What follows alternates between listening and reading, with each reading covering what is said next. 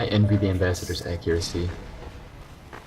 It's pretty. I don't do much with it in this. Oh, I'm about to do something with it. That is textbook sniper killing right there with the ambassador. Headshot, body shot, dead. That's pretty much the only thing I do with the ambassador in this, because this was still when I was, that was spy. unconcerned. I was not that great with the ambassador, or I mean I was pretty good with it, but I wasn't good enough to warrant using it, and then I'm just like, I'm gonna get better with it. But yeah, that's why. When I watched his demo, I assumed that would fix it, and I'm like, must have been something about it in the match that tipped me off. What a face stab. What? Was that stab at all?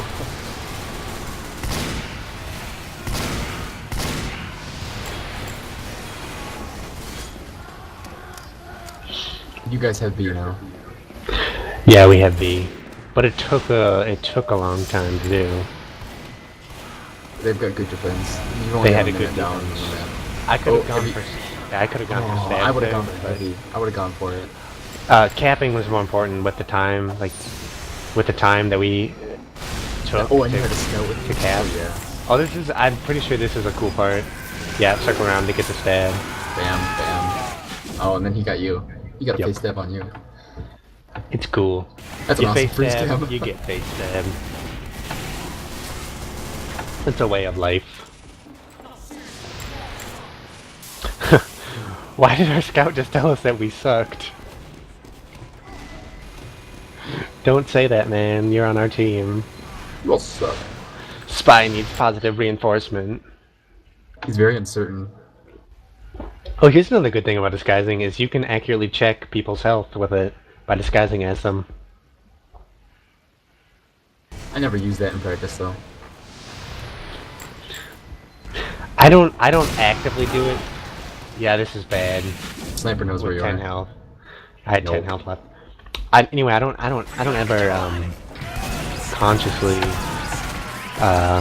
be like, I'm gonna check an enemy's health with this, but I do note it when I disguise. Which is something. What's most handy for me is, even when you're not disguised, being able to look at people and see their health and everything, and you can pick your targets more accurately. Dude, this commentary is way more professional than the ones I did with Daryl. No offense to you, Daryl. Daryl's recording this because he's a bro. Fuck you. Why does everyone just say things when I mention them? Mission begins in 30 seconds. Anyway, what was your commentary with Daryl like? Was it all about pigs? The first one, it was all about hail, to be honest. Hail? It's all about hail. What do you mean? It started hailing at Daryl's. The first time we did it. Luckily, that wasn't the one we used, but even though that one was better, we did one that was better, and then it started hailing, and Daryl was like, "Oh my God, hail!" This is on YouTube. I'll show it to you when we stop doing this. But then we found out that TeamSpeak. Oh, I was gonna go for a stab there, but then I was like, "Oh no, it's a scout. That's dumb. Don't go for that stab." Go for that second. Go for it. Oh. Then I lose the soldier. But anyway. All the soldiers.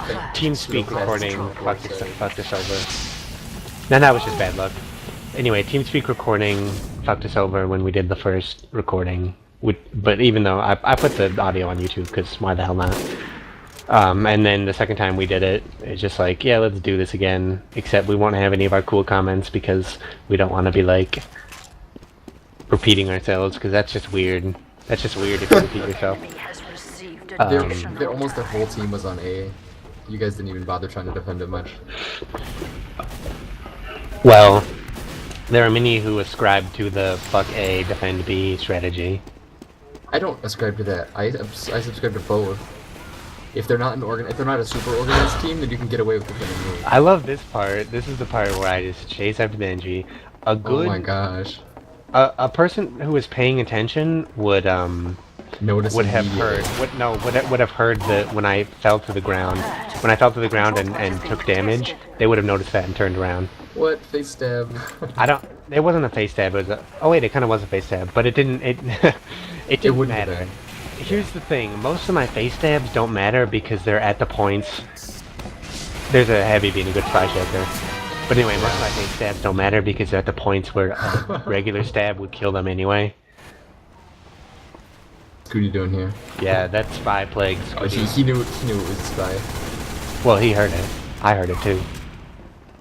I heard it another time too. And so did he, because he was like, I'm gonna check, and we were spectating him when I was respawning.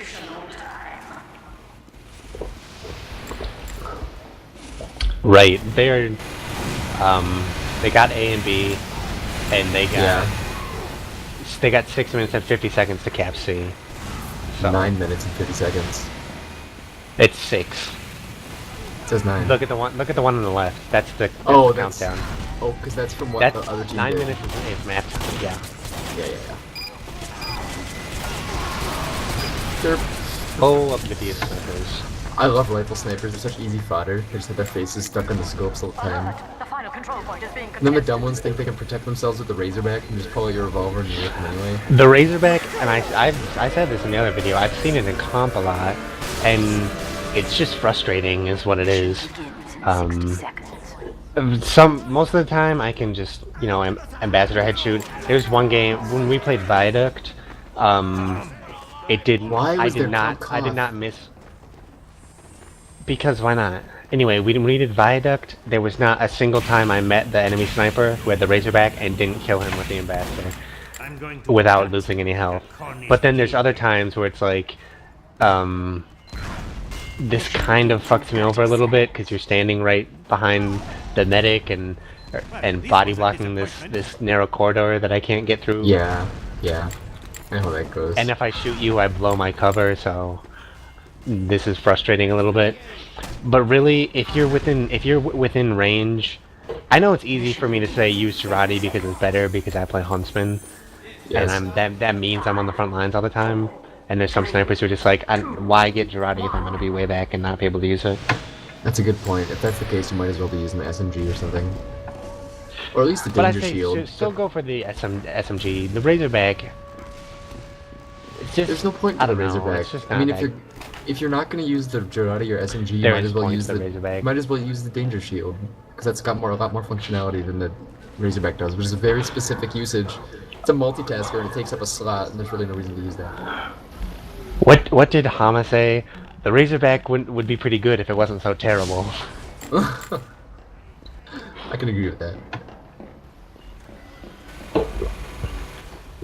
Oh no, Which one Pyro. You're dead. I almost got away. And no, actually I'm not, because Hama saves the day. Oh, well I guess you got bailed out. Yep, and I'm going to B because we're gonna cap A. Don't need my help. Also, it's the spy's job not only to stay away from the general group, but try to soften the defenses. Like if you can get a good sap and stab on the NG in early game, Or if you and can take care of the medic. and the pyro doesn't have the home wrecker, then you just did a great deal of damage to the defense. Good comp pyros usually have the home wrecker. Good comp pyros stick with their NG, because that's an. Speaking as a person who has had to face that a few times, that is a frustrating defense. Well, that's a really good defense against spies because that's what spies usually go for. They usually go for the sentry gun, or they usually go for the heavy of the medic. If you don't take out the usually just the pyro, because I can stab the NG easy. If you don't take out one of them, I can't. I pretty much can't get it. I blew that. Oh, guys, he he believed healed me. you. Yeah, but he healed me. I got overheal from that. A good spy strategy for fooling medics is not to assume that you're gonna get to stab, because medics who are healing you are pretty hard to stab. Look They're at gonna this be behind you. over here. Yeah, they're pretty hard to stab. If you just go ahead and assume that overheal and preoccupying the medic is all you're gonna get out of that, then you're on the right track, because that's probably all you are gonna get on that. You're probably just gonna take up If the you can medic's sneak up on healing them, and get over you here. can sneak up on them. What I've managed to do before is convince the medic, like pull off a long con where you convince the medic that you're heavy or something. Then Yep. you can lead them halfway across the map and they start to pocket you. Because once they start believing you, they're gonna have a hard time stopping believing you, and you can walk them right into your front line and they'll get Precisely. killed. I've done that before. I'm sure there's people who have done this before, and I've done it before too, and I've done this to a lot of people as well. Um, if you manage to weather a spy check, this is one of one of my absolute favorite things to do. If you can weather a spy check and they assume you're not a spy and they believe you, then it's an absolutely beautiful thing because they won't stop believing you because they believe they spy checked you to the necessary degree. Because they may not trust you, but they trust themselves, and you passed their test, so they're gonna believe you. Yep, it's a beautiful thing when it happens. It's the second coolest thing about being a spy, and the first coolest is getting Ubered. I think maybe once I got Ubered, but it didn't really count. Alright, so Midnight Crew capped it extremely fast. 2 minutes and 47 seconds. It's gonna be hard to... Yeah. It's gonna be damn near impossible. This right here, what's about to happen, it looked a lot more like I should have gotten a stab when I was playing. You know, I guess that's just a testament to lag compensation, in that when I'm actually doing the demo, and it's taking the data from the game itself, and reenacting it. Yeah. And then it's like, no, this wasn't even close to a backstab. And then I just feel sad. This is me, there's 7 people on the point, this is me deciding what the fuck am I supposed to do here. Because when you're going in, even with a few people on the point, it's not good. And then the spy gets a good revolver shot on me, because I was low health. The revolver's good. Ambassador's better. You say so. Dude, that's a nice shot by Scooty right there. That was good. It's hard to get heavy headshots. I'm gonna get somebody to watch one of my Ambassador videos. I was gonna do with you because there's that one on 5 Gorge where I got that epic headshot on you. But we should watch that later. We can do it, I guess, some other time. Save that one for me for later. Yep. But yeah, like this. Most of the UGC matches I don't do that great with the Ambassador.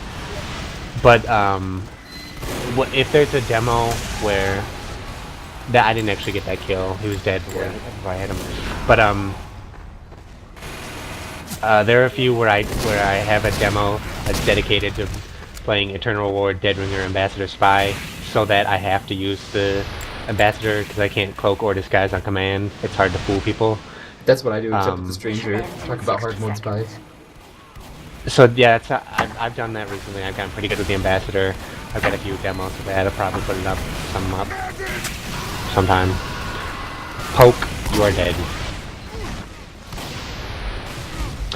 But if you get good with it, the Ambassador is the best revolver, hands down. But you have to be really good at it to make a revolver. That was me trying to be convincing and not going for an obvious stab, and then getting pyroed to death. The thing is, when you go in for backstabs, you have to do... Well, you have to do this really... This really unique, constant updating of the situation and thinking about it, because you have to say, who's the most priority, which is the easiest stab, and which can I go for without looking really obvious, and then you have to like blend them together and form on the fly which stab should I go for. That's what I'm talking about. Yeah. I'm actually good at that kind of thing. I'm good at the snap decisions, and I can handle those. But when I have to like think about disguises beforehand and I have to strategize where I'm gonna go, I usually mess up. So it's better for me to just run into the battle, try and take a second chance.